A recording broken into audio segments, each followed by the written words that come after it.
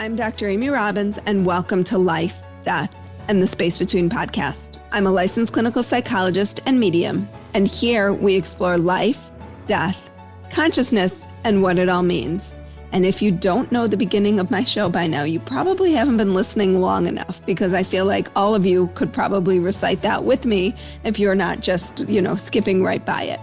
Anyway, today I have a new ghost story for you all. Everybody loves ghost stories. I love ghost stories. If you don't know what ghost stories are, they are my listeners' way of being a part of the podcast. So I ask people to share their stories of mystical, magical experiences connecting to their loved ones on the other side, or any other amazing mystical, magical experience that you've had. So with that, I bring you today's ghost story. When I was around 19 or 20 years old, around 2008 to 2010, I started noticing numbers around me, especially the numbers 8 and 11, but together, so 8, 11. I didn't really know what they meant. I just noticed them. I would be driving, happen to look over and see a mailbox, and the numbers on it were 811. I would be pulling in somewhere, and the license plate on the car ahead of me was 118. I also remember why I had my son 12 years ago. My address in the apartment I lived in was 811. I started feeling like this number was leading me to where I am spiritually today. I consider this my angel number. What it meant to me and how it translated in my life was that angels were looking over me, and I was right where I was supposed to be in this life. Even to this day, 811 is my angel number, and every time I see it, it's like a little hug from the other side. I remember posting on Facebook one day in 2014, how come I see the number 811 posted everywhere? And one of my coworkers messaged me about the post. And that is how me and my future husband started talking to each other. We eventually got married and then divorced in November of 2018, 11/18. In January 2018, on 1/18, my father passed away.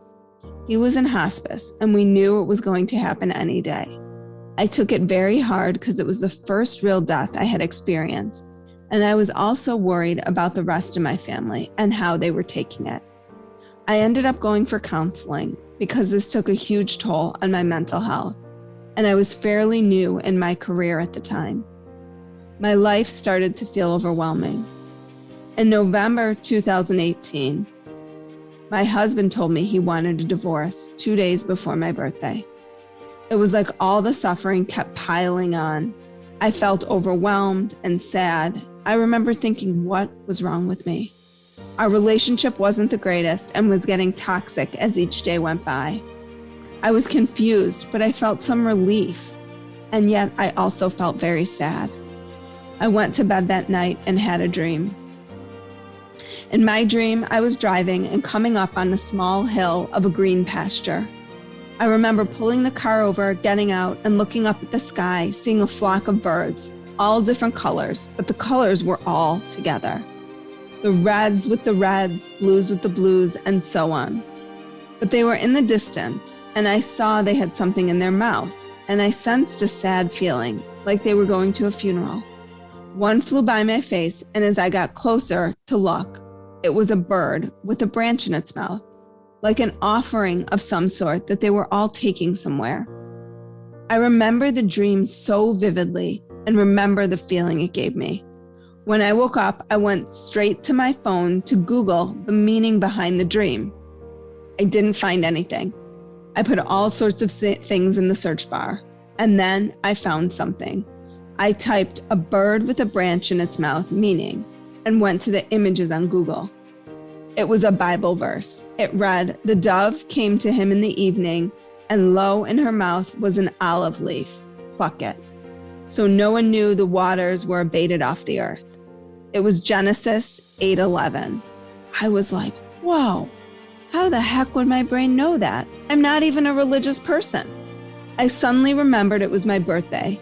I told myself it was a gift from my dad that night. The rest of the day, I felt a sense of calm. I knew it was him because of the numbers. He was born on November 8th, 11/8.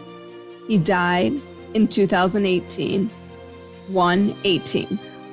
He knew I would understand that this was his way of communicating with me. To this day, I'm so grateful for that dream my dad was able to give me.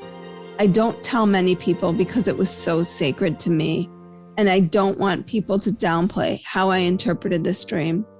But I know from this podcast that things like this happen on a regular basis, and it's still very accepted. I still see the number 811 everywhere. I especially notice it right before something big happens in my life that makes me uncomfortable. I like to think that I'm still being watched over. What a beautiful story. Thank you so much for sharing.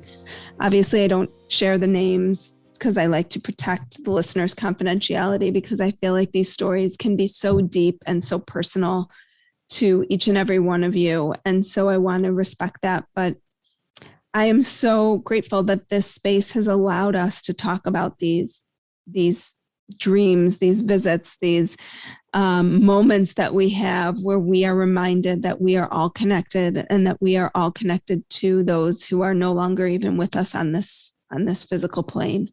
So thank you for sharing. If anybody else has a ghost story to share, you can just go actually now right through my website.